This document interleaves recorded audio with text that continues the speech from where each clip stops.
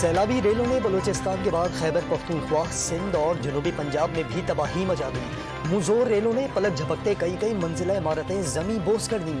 Hotel, پلازے، پل، سڑکیں، دکانیں، جو بھی خوفناک سیلابی ریلوں کے سامنے آیا گرتا چلا گیا۔ اسکولوں اور اسپتالوں کی عمارتیں بھی آفت سے نہ بچ سکیں۔ کپاس، کماد اور دھان کی ہزاروں ایکڑ رقبے پر کھڑی فصلیں تباہ۔ ملک بھر کے طول و عرض میں نظام زندگی درہم برہم۔ مواصلاتی نظام بیٹھنے سے عوام رابطوں سے محروم۔ امدادی سرگرمیوں کا پہیہ بھی جام ہو گیا۔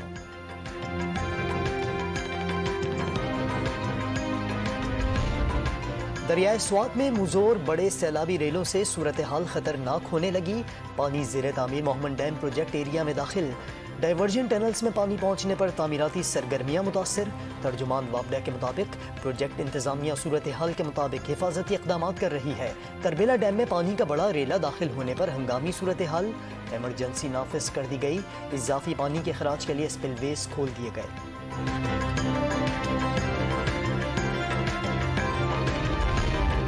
چار سدہ کے دریائے خیالی اور سردریاب میں پانی کا بہاؤ تیز۔ پشاور چار سدہ روڈ ٹریفک کے لیے بند کر دیا گیا۔ سیلابی ریلیں آبادی میں داخل۔ مقامی افراد کی محفوظ مقامات کی طرف منتقلی۔ وزیر اعظم نے سیلاب زدہ علاقوں میں امدادی سرگرمیوں کے لیے کوآرڈینیشن مانیٹرنگ کمیٹیاں تشکیل دے دیں۔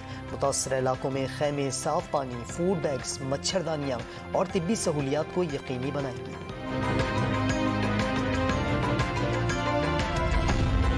طوفانی بارشوں اور سیلاب سے ریلوے کا نظام بیٹھ گیا۔ کراچی سے لاہور کے درمیان مسافر ٹرینیں ML1 سے نہیں گزر سکیں گی۔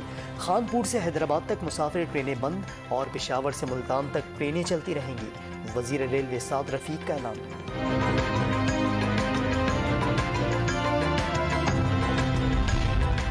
ایشیا T20 کپ سے ایک روز پہلے قومی ٹیم کو ایک اور دھچکا۔ فاسٹ بالر شاہین شاہ افریدی کے بعد آل راؤنڈر وسیم جونیئر بھی انجری کے باعث اسکواڈ سے باہر ہو گئے۔ حسن علی متبادل کے طور پر شامل۔ پاکستان اپنا پہلا میچ اتوار کو روایتی حریف بھارت کے خلاف کھیلے گا۔ ٹورنامنٹ کے پہلے دن کل سری لنکا اور افغانستان مد مقابل ہوں گے۔